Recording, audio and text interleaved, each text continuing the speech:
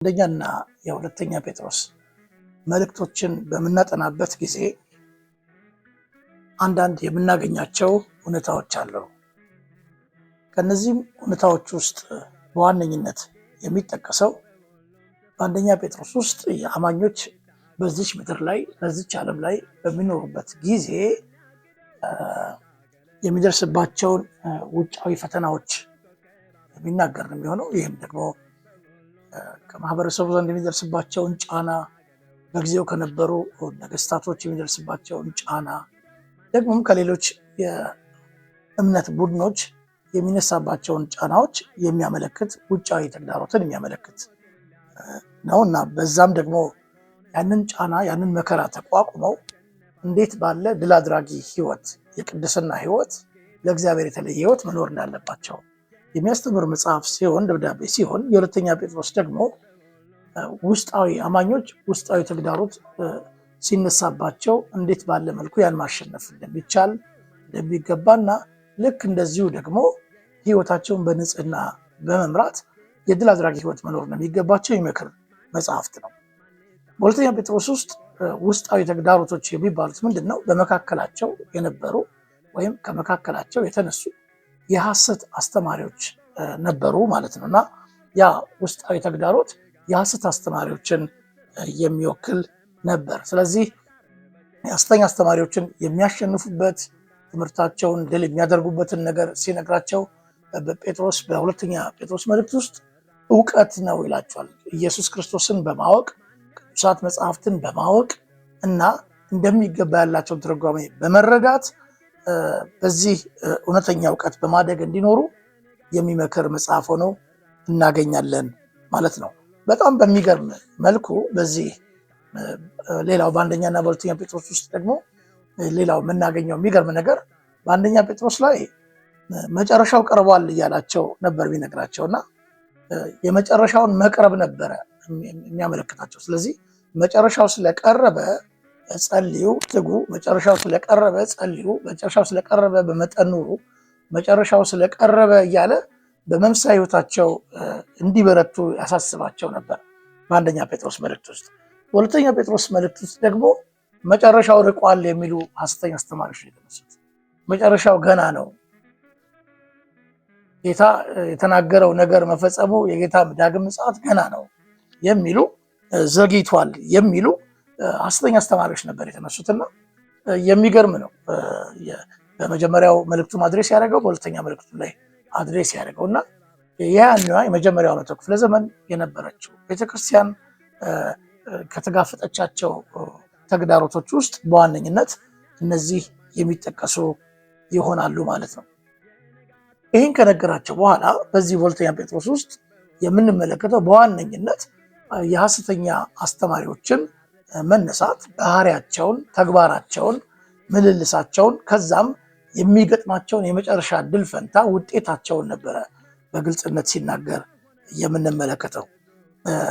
እነዚህ የሐሰተኛ አስተማሪዎች በውጫዊ ገጽታቸው ሲታዩ መንፈሳውያን የሚመስሉ የነበሩ ግን ውስጣቸው እጅግ በስጋዊ ምኞት የተሞላ የታጨቀ እንደነበረ ጴጥሮስ በግልጥነት በድፍረት ሲናገር እንመለከተዋለን እና እነዚህም ሰዎች አእምሮ እንደሌላቸውና ለጥፋት ወይም ለመታረድ እንደሚታደኑ አራዊት አድርጎ ሲስላቸው እንመለከታለን እና ስልጣንን ይቃወማሉ። ማክበር የለም፣ ሌላውን ማክበር የለም፣ ራሳቸው መከበር ብቻ ነው የሚፈልጉት። ስለ ገንዘብ ለገንዘብ የሚስገበገብ ልብ አላቸው። ስለዚህ ገንዘብ ይገኝ እንጂ ጥቅም ይገኝ እንጂ ማንኛውንም አይነት ክፋት ለማስተማር ደግሞም ለማድረግ የማይቦዝኑ መሆናቸውን አድርጎ ሲስላቸው እናያለን። ስለ ገንዘብ መስገብገባቸውን ለማመሳከር፣ ለማጉላት፣ ለማሳየት የበለዓምን ታሪክ ያነሳል። በዘኍልቍ ምዕራፍ 22-26 ያለውን ታሪክ ያስታውሳቸዋልና የበለዓምን መንገድ ያነሳል። በለዓም እንግዲህ በትክክለኛው መንገድ ገንዘብ ለማግኘት ያልሄደ ሰው ምሳሌ ነው እና ለገንዘብ ለክብር ሲል የእግዚአብሔርን ሕዝብ ለማሳሳት የሄደበትን መንገድ ነው የሚያስታውሳቸውና እነዚሁ ሐሰተኛ አስተማሪዎች ለገንዘብ፣ ለጥቅም፣ ለክብር ሲሉ ወይም ለገንዘብ ጥልቅ ፍቅር ወይም ለገንዘብ መስገብገባቸውን በማሳየት ያንን ለገንዘብ ያላቸውን መስገብገብ ለማሳየት ማንኛውንም አይነት መንገድ እንደሚጠቀሙ ነው ጴጥሮስ የገለጠው።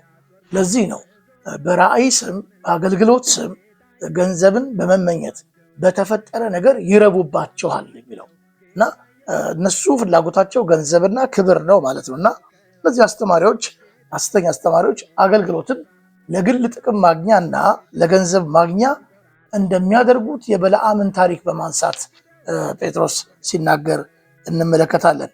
ሌላው እነዚህ ሐሰተኛ አስተማሪዎች ሰው ለተሸነፈበት ተሸንፎ ለተገዛለት ለዚያ ባሪያ ነው እንደሚል እነሱ ለኃጢአት ተሸንፈዋል፣ ለስጋዊ ምኞቶቻቸው ተሸንፈዋል፣ በገንዘብ ጥልቅ ፍቅር ተሸንፈዋል እና እነሱ በዚህ ባርነት ውስጥ እያሉ ሌሎቹን አምልጠው የመጡትን ሰዎች ጌታ ኢየሱስ ክርስቶስን በማወቅ ከዓለም ርኩሰት አምልጠው የመጡትን ሰዎች በሴሰኛ ኑሯቸው፣ በሚያባብል ንግግራቸው፣ በሽንግላ ንግግራቸው፣ በማር በተለወሰ ንግግራቸው ያልሆነን አርነት ትወጣላችሁ፣ ነፃ ትወጣላችሁ እያሉ ተስፋ ይሰጣሉ ብሎ ሲናገር እንመለከታለን። ቁጥር 19 ላይ እነርሱ ራሳቸው የጥፋት ባሪያዎች ሆነው ሳሉ ሌሎችን ነፃ ትወጣላችሁ እያለ ተስፋ እንዴት እንደሚሰጡ ነው።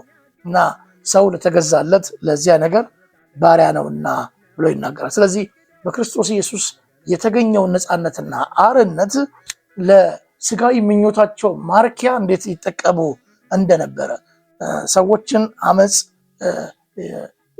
ለማነሳሳት፣ ለአመፅ ማለት በእግዚአብሔር ላይ ለማመፅ፣ በእግዚአብሔር ስርዓት ላይ ለማመፅ በዚህ እውነት በሚመስል አስተምህሮቶቻቸው የሚያደራጁ ወይም ደግሞ የሚያነሳሱ መሆናቸውን ጴጥሮስ በግልጥነት ሲያጋልጣቸው እናያለን። እና እውነተኛ ነፃነት፣ እውነተኛ አርነት ከኃጢአት መላቀቅ ብቻ ሳይሆን በጽድቅ ህይወት፣ በቅድስና ህይወት፣ ኃጢአትን በመጠላት ህይወት መመላለስ መሆኑን የዘነጉ ሰዎች መሆናቸውን እንመለከታለን። እና ጴጥሮስ እውነተኛ ነፃነት፣ እውነተኛ አርነት ከኃጢአት መላቀቅ እንጂ በኃጢአት መኖር እንዳይደለ አበክሮ የተናገረበት ክፍል መሆኑን እግረ መንገድን ላሳይ እፈልጋለሁ።